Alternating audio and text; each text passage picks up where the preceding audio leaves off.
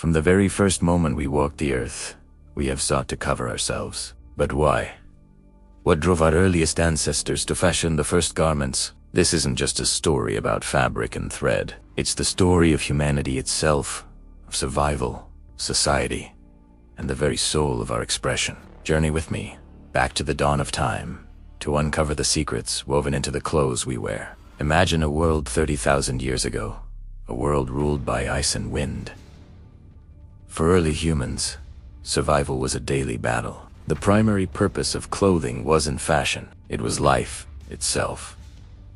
The first clothes were likely simple, functional wraps made from animal hides and furs. Archaeologists have found bone needles, tiny, elegant tools that tell a story of incredible ingenuity. These needles, some dating back tens of thousands of years, suggest that our ancestors were not just draping themselves in skins, but were carefully scraping, treating, and stitching them together.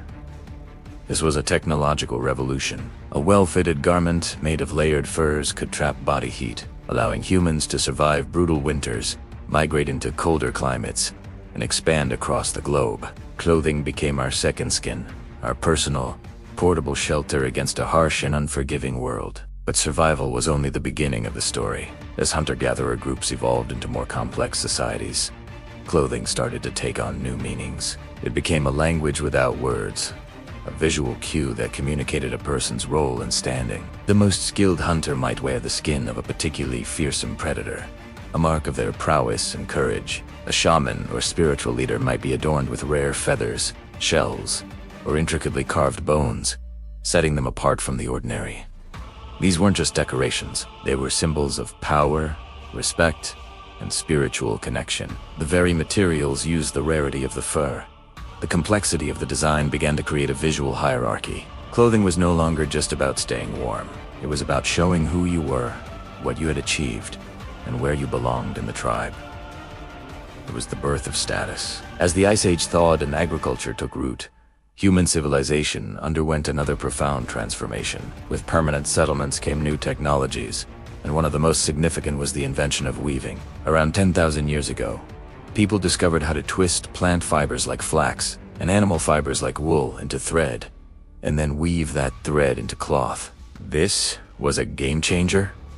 Textiles were lighter, more flexibile, and more versatile than animal hides. The loom became a centerpiece of the household and the community.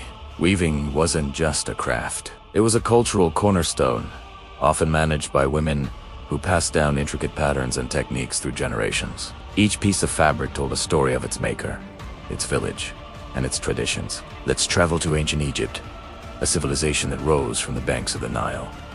Here, in the searing heat, clothing needed to be light and breathable. The Egyptians mastered the cultivation of flax, producing exquisitely fine linen. The result was a fabric so light it was almost transparent. For the common person, a simple linen kilt or sheath dress offered comfort and practicality for working in the fields. But for the pharaohs and the nobility, clothing was an expression of divine authority. Their linen was of the highest quality, often pleated with breathtaking precision. They adorned themselves with elaborate collars made of gold, turquoise, and lapis lazuli. The nene's headdress, worn by the pharaoh, wasn't just a hat. It was a symbol of kingship recognized throughout the kingdom. Even their makeup, the iconic black coal eyeliner, served a dual purpose, protecting their eyes from the sun's glare while also holding deep spiritual significance. In Egypt, clothing was a symphony of practicality, status, and sacred belief. Now, let's journey north to the rugged landscapes of ancient Greece. Here, the ideals of beauty, harmony, and the human form shaped their approach to dress. The Greeks didn't cut and sew their garments in the way we do today. Instead, they draped them. The most common garments were the chiton and the peplous simple rectangles of woolen or linen cloth, skillfully folded, pinned at the shoulders with brooches, called fibulae, and belted at the waist. The beauty was in the drape, the way the fabric fell, in elegant folds that moved with the body. This simplicity was intentional. It celebrated the natural form, reflecting the Greek admiration for athleticism and the human physique. Color also played a vital role.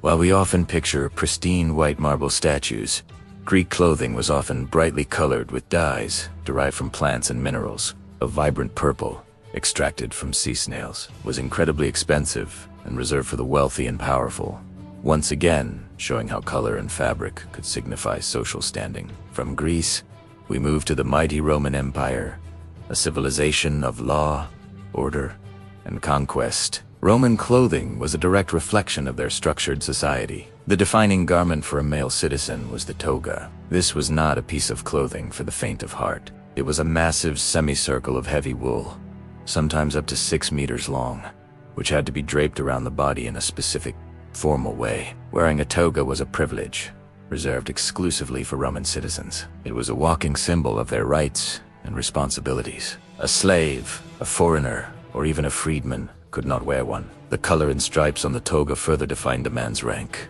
A plain white toga was for the ordinary citizen, while senators wore one with a broad purple stripe. The all-purple toga picta was reserved for triumphant generals and emperors on ceremonial occasions.